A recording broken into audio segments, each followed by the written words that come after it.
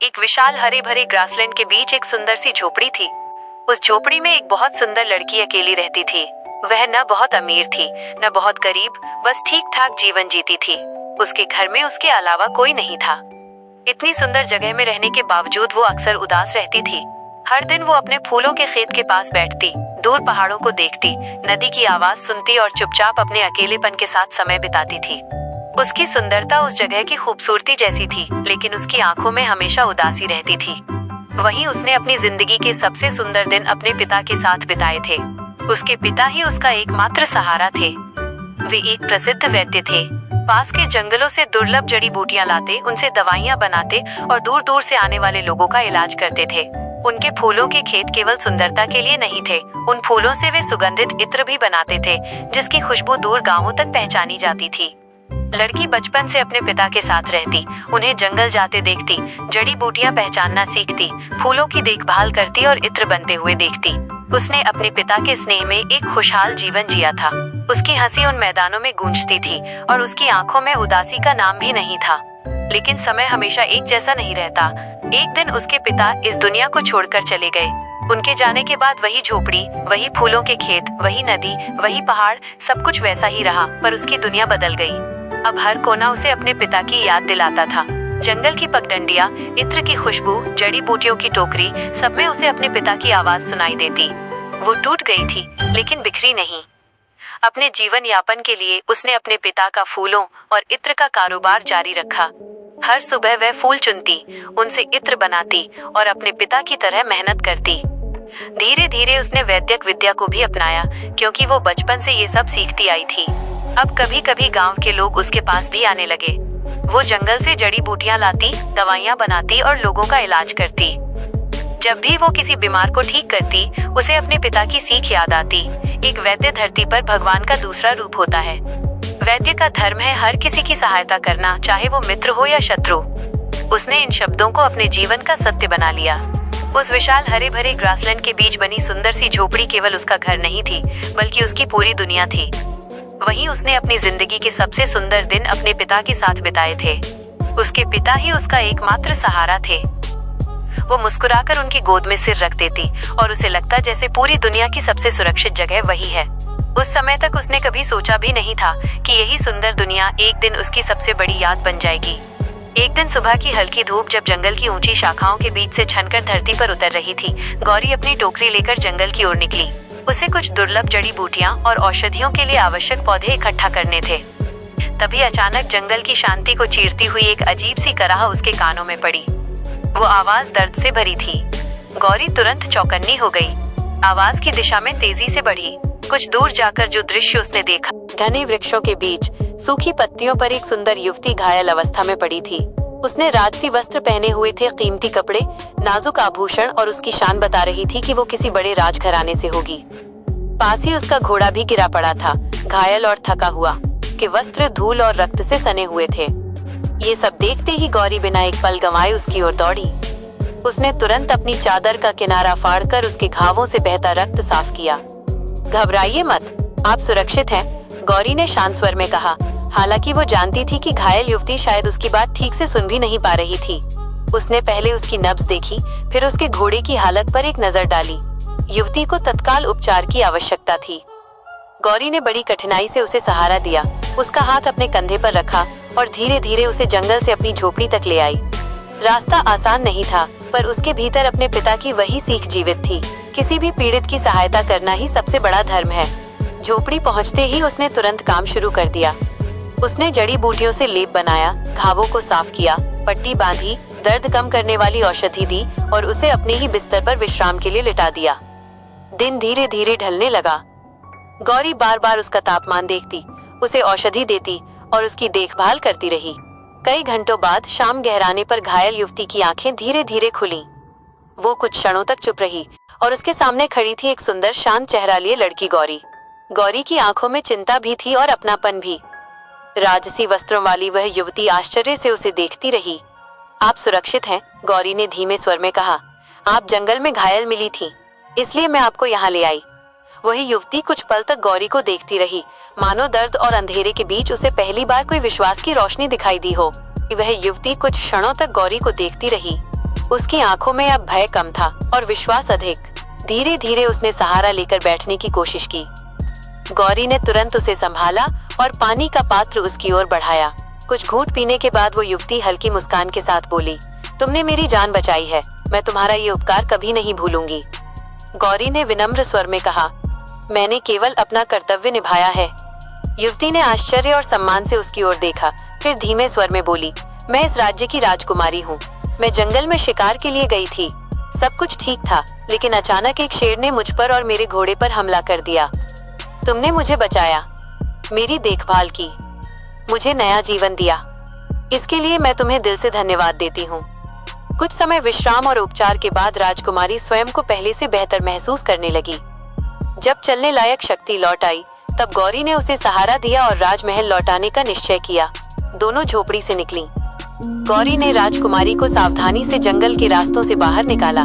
राजमहल के विशाल द्वार सामने दिखाई देने लगे। महल के सैनिक अपनी राजकुमारी को सुरक्षित देखकर आश्चर्य और प्रसन्नता से भर उठे। राजकुमारी महल के द्वार पर रुककर गौरी की ओर मुड़ी। उसकी आंखों में गहरी कृतज्ञता थी। दोनों के चेहरों पर खुशी थी, एक के मन में जीवन दान पाने की राहत और दूसरी के मन में अपने पिता की सीख पर चलने का संतोष। फिर गौरी शांत कदमों से वापस अपनी झोपड़ी की ओर लौट गई, जबकि राजकुमारी उसे जाते हुए देखती रही, मानो जंगल की उस साधारण लड़की में उसने एक सच्ची नायिका देख ली हो। अगले दिन गौरी अपनी छोटी सी झोपड़ी में रोज की तरह जाग चुकी थी और झोपड़ी के भीतर गौरी अपने लिए साधारण भोजन तैयार कर रही थी कि तभी अचानक उसके दरवाजे पर दस्तक हुई। दरवाजा खुलते ही वो कुछ क्षणों के लिए ठिठक गई।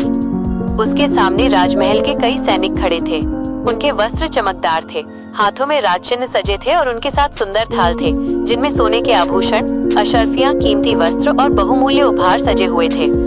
एक सैनिक सम्मान से आगे बढ़ा और बोला, महाराज ने आपके लिए ये उपहार भेजे हैं।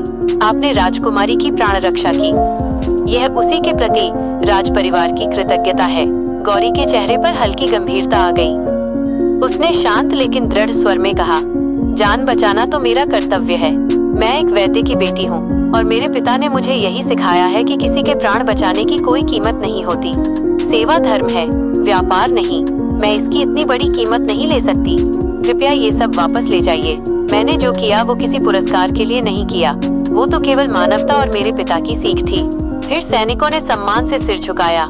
अब उनकी आंखों में केवल आश्चर्य नहीं, बल्कि गहरा सम्मान भी था। वे बिना कुछ कहे चुपचाप मुड़े और सारे उपहार लेकर वापस राजमहल की ओर लौट गए। गौरी ने धीरे से अपना दरवाजा बंद किया और फिर उसी सादगी से अपने चूल्हे के पास लौट आई, मानो कुछ हुआ ही ना हो। महल लौट आने के बाद भी राजकुमारी का मन अपने भव्य कक्षों, सुनहरी दीवारों और राजसी वैभव में नहीं लग रहा था। वो अक्सर अपने कक्ष की खिड़की के पास बैठ जाती और अनायास ही उसकी स्मृतियों में गौरी का शांत चेहरा उभर आता। उसे गौरी की आंखों में दिखा अपनापन याद आता, वो अपनापन जो उसे महल की भीड़ में भी कभी नहीं मिला था। अगली सुबह आखिर उसने अपने मन की सुन ली। सूरज निकलते ही वो तैयार हुई, साधारण लेकिन सुंदर वस्त्र पहने, अपने प्रिय घोड़े पर सवार हुई और बिना अधिक शोर शराबे के गौरी की झोपड़ी की ओर निकल पड़ी। जब वो वहां पहुंची, तब गौरी अपने फूलों के बगीचे में बैठी थी। वो फूलों को सहेज रही थी। घोड़े की आहट सुनकर गौरी ने पीछे मुड़कर देखा और राजकुमारी को सामने पाकर उसके चेहरे पर खुशी खिल उठी। वह तुरंत उसकी ओर बढ़ी। दोनों एक दूसरे के पास पहुंची और स्नेह से गले मिल गईं। राजकुमारी ने हल्की मुस्कान के साथ पर सच्चे मन से कहा, वहाँ महल में अकेले मेरा मन ही नहीं लगता। गौरी ने उसकी आंखों में देखा और मुस्कुराकर बोली, तो चलो, आज मैं तुम्हें अपनी दुनिया घुमाती हूँ। ये जगह सचमुच बहुत खूबसूरत है। फिर शुरू हुआ एक सुंदर दिन, दो दिलों की नई मित्रता का दिन। गौरी उसे अपने फूलों के विशाल खेतों में ले गई। हवा के साथ झूमते रंग बिरंगे फूलों को देखकर राजकुमारी जैसे मंत्रमुग्ध हो गई। फिर गौरी उसे नदी किनारे ले गई। दोनों ने ठंडे पानी में अपने पांव डाले, हंसी मजाक किया, पानी के छींटों से खेली। राजकुमारी की हंसी लंबे समय बाद इतनी खुलकर गूंजी थी। उसके बाद गौरी उसे फूलों से ढकी एक ऊंची पहाड़ी पर ले गई। वहां से पूरा ग्रासलैंड, नदी, जंगल और दूर खड़े पहाड़ दिखाई देते थे। हवा बालों को छूती हुई गुजर रही थी और उस दृश्य ने राजकुमारी का मन जैसे बांध लिया। कुछ देर बाद दोनों वापस झोपड़ी लौटी। शाम ढलने लगी थी। मिट्टी के दीपक की रोशनी में दोनों साथ बैठी और पहली बार राजकुमारी ने केवल एक राजकुमारी नहीं, बल्कि एक अकेली लड़की बनकर गौरी से बातें की। गौरी ने भी अपने जीवन की पूरी कहानी उसे सुनाई। अपने पिता, उनका स्नेह, उनकी सीख, उनका बिछड़ना, अकेलापन, संघर्ष, सब कुछ। राजकुमारी चुपचाप सुनती रही। जैसे जैसे गौरी की बातें उसके हृदय तक उतरती गईं, उसकी आंखों से आंसू बहने लगे। उसे महसूस हुआ कि सामने बैठी ये लड़की केवल सुंदर नहीं, बेहद मजबूत भी है। धीरे धीरे सूरज ढल गया, आकाश सुनहरा होकर नीला पड़ने लगा। राजकुमारी के लौटने का समय आ गया था। वो उठी लेकिन उसके कदम भारी थे।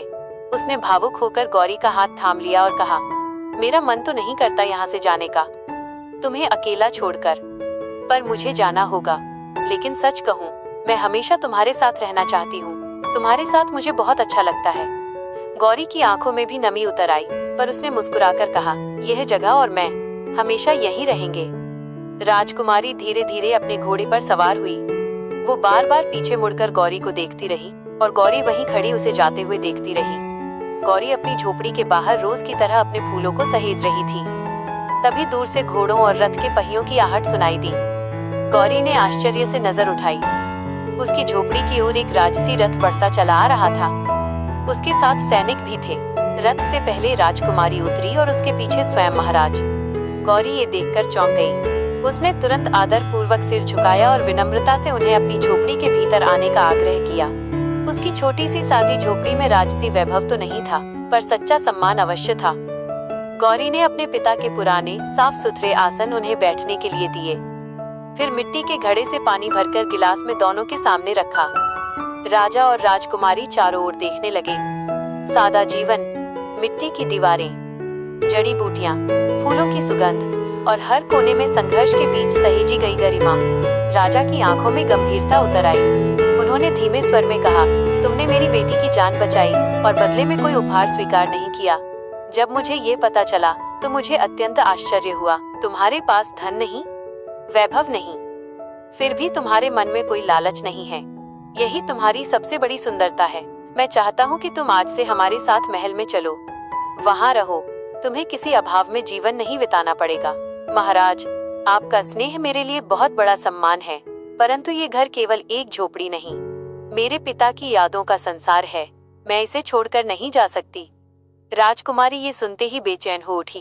वो तुरंत गौरी के पास आई, उसका हाथ पकड़ लिया और लगभग जिद भरे स्वर में बोली, अगर तुम नहीं चलोगी तो हमारी दोस्ती आज से ही खत्म हो जाएगी। फिर मैं तुमसे कभी मिलने नहीं आऊंगी। गौरी ने आश्चर्य से उसकी ओर देखा। राजकुमारी की आंखों में आंसू थे। वो सचमुच गौरी को अपने जीवन से दूर नहीं करना चाहती थी। गौरी समझ गई कि यह केवल राजसी आग्रह नहीं, एक सच्ची मित्र का डर था, उसे खो देने का डर। उसने हल्की मुस्कान के साथ गहरी सांस ली। तुम भी ना, उसने धीमे से कहा। कुछ पल बाद उसने सिर हिलाकर सहमति दे दी। राजकुमारी खुशी से खिल उठी। राजा के चेहरे पर भी संतोष दिखाई दिया। गौरी ने अपने पिता की कुछ प्रिय वस्तुएं, उनकी स्मृतियों से जुड़ी कुछ चीजें सावधानी से साथ रखी और फिर भारी मन लेकिन नई दिशा के साथ अपनी झोपड़ी से बाहर आई। तीनों रथ में बैठे। राजकुमारी के चेहरे पर खुशी थी। राजा के मन में सम्मान और गौरी के भीतर यादों और भविष्य के बीच एक नया संघर्ष। रथ धीरे धीरे आगे बढ़ने लगा। गौरी अपनी झोपड़ी को दूर जाते हुए देखती रही।